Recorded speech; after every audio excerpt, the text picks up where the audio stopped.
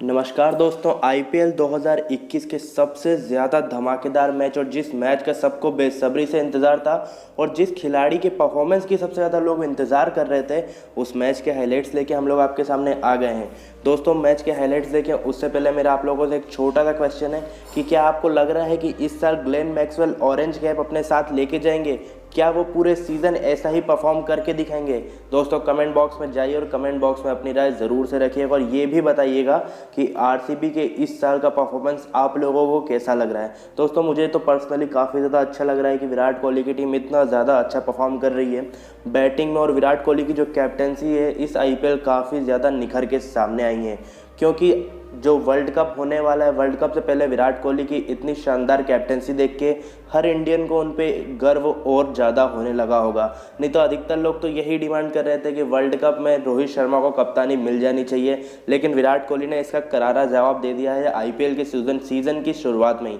अब दोस्तों, चलिए बात कर लेते हैं आईपीएल 2021 के मैच नंबर जो 10 हुआ Kolkata night Riders versus Virat Kohli की रॉयल चैलेंजर बेंगलुरु के बीच, उस मैच के हाइलाइट्स के बारे में। अब दोस्तों, आरसीबी जब बैटिंग करने उतरी तो लग नहीं रहा था कि चेन्नई जैसी, जो गर्मी में पहली बात तो मैच स्टार्ट हुआ दिन के समय, इस आईपीएल सीज़न का इस समय का पहला मैच है जो दिन में खेला गया, और ऐसा लग नहीं रहा था कि कोई भी टीम इस गर्मी में 165 या 170 रन के स्कोर को पार कर पाएगी। लेकिन विराट कोहली की टीम ने इस सब का मुंह बंद कर दिया और 200 के स्कोर को पार किया। चलिए जान लेते हैं अब दोस्तों कि आखिर ये एक चमत्कार हुआ कैसे, और विराट कोहली की टीम शुरू के ओवर में 2 विकेट खोने के बाद इतना अच्छा परफॉर्म कैसे करी। तो दोस्तों, चलिए जान लेते हैं पूरी हाइलाइट्स को। तो दोस्तों, विराट कोहली की टीम के लिए यानी कि रॉयल चैलेंजर बेंगलोर के लिए ओपनिंग करने उतरे देवदत्त पडिक्कल और विराट कोहली दोनों ही पहले, और सामने वाले की तरफ से ओवेन मॉर्गन की तरफ से एक थोड़ी सी दिमाग वाली कैप्टेंसी देखी गई कि उन्होंने शुरू के ओवर में ही स्पिनर दे दिए।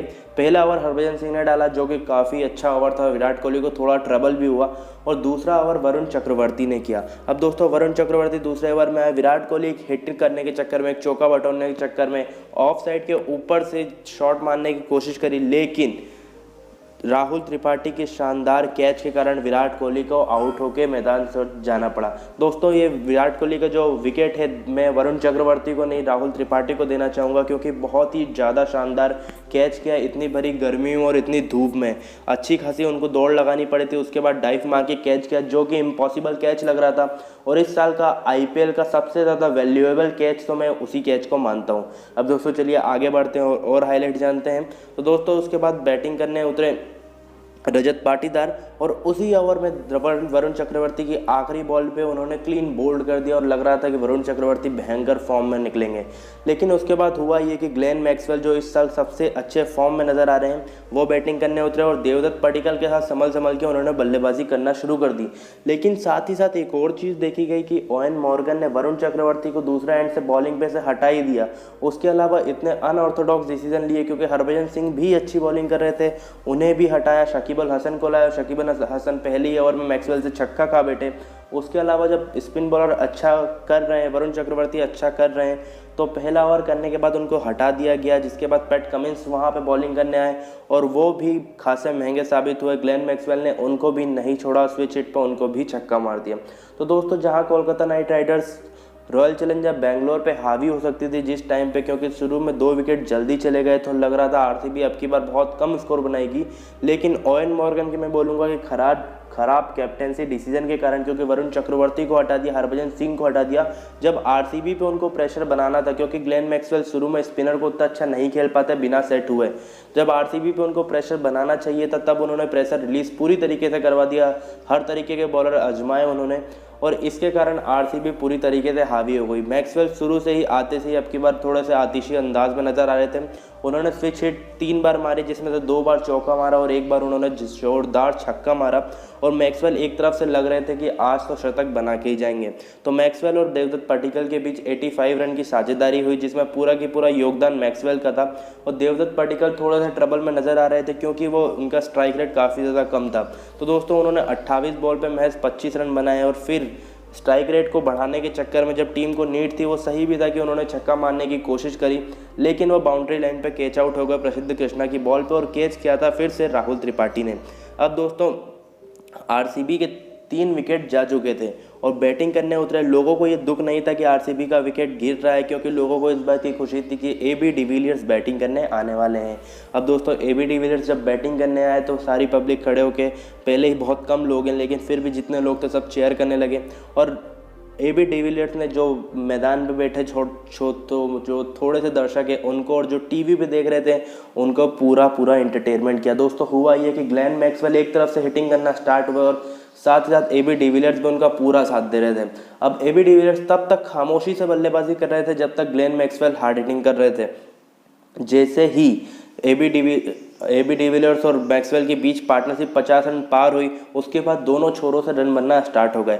लेकिन इसी बीच जब ग्लेन मैक्सवेल 78 रन पे थे, जो कि उनकी अब तक की मेरे हिसाब से सबसे शानदार पारी रहेगी आईपीएल की, क्योंकि उन्होंने संभल के बल्लेबाजी करना स्टार्ट हुआ, टीम को आगे लेकर जब नीड थी तभी हिट करी, और जब शॉट मारने की ज़रूरत थी और वीक बॉल उन्होंने देखी, जैसे कि नॉक बॉल है, फ्री हिट है, इन्हीं बॉलों पर उन्होंने शॉट मारने की कोशिश करी, जो कि देख के हर किसी को बहुत ही अच्छा लगा होगा। और इसी कारण अब ग्लेन मैक्सवेल के पास ऑरेंज कैप भी आ चुकी है।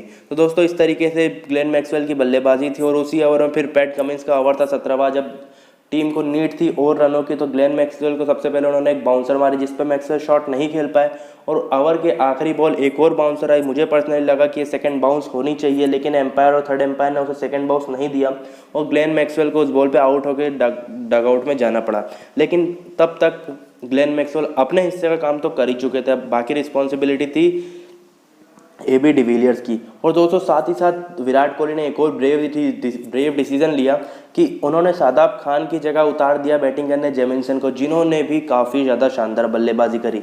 लेकिन मैक्सवेल के आउट होने के बाद एक तरफ से एबी डिविलियर्स अपने जो पीक फॉर्म होता है उसमें वापस आए और उन्होंने हार्ड हिटिंग करना स्टार्ट हुआ। जब मैक्सवेल आउट हुए थे तो एबी डिविलियर्स 34 रन पे थे, लेकिन उसके बाद पूरा दरअंदर एबी डिविलियर्स ने अपने कंधों पे लिया और 74 रन तक गए वो अकेले इंडिविजुअल, और टीम के स्कोर को आखिरी 3 ओवर में 60 रन मार के टीम के स्कोर को 205 रन तक पहुंचाया, जो कि एक समय इम्पॉसिबल लग रहा था। और इम्पॉसिबल को पॉसिबल हम सबको पता है केवल एबी डिविलियर्स ही कर सकते हैं।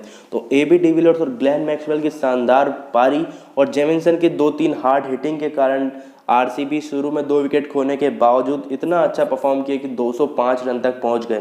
तो दोस्तों रिपोर्ट्स लिखे जाने तक आरसीबी की बैटिंग हो चुकी है और केकेआर बैटिंग करने उतरने वाली थी, लेकिन अब तो मुझे यही लग रहा है कि आरसीबी इस मैच को काफ़ी आसानी से जीत जानी चाहिए, क्योंकि जितनी भी चीज़ें हुई इस मैच में, जितनी भी घटनाएं हुई, सब आरसीबी के पक्ष में जा रही है। तो अंदर से जो गट फीलिंग आती है वो तो यही बोल रही है कि आरसीबी को आला मैच जीत जाना चाहिए। अगर विराट कोहली अच्छी कैप्टेंसी करते हैं और चेन्नई की गर्मी जिस हिसाब से है उस हिसाब से इस स्कोर को चेस कर पाना काफ़ी ज़्यादा मुश्किल है। लेकिन हम सभी को पता है कि कोलकाता नाइट राइडर्स वही मैच जीतती है जो इम्पॉसिबल होते हैं। जो पॉसिबल मैच होते हैं उनको तो हार जाती है, लेकिन इम्पॉसिबल मैच को कोलकाता जीत जाती है। दोस्तों देखते हैं अब आने वाले टाइम में पूरा होता क्या है।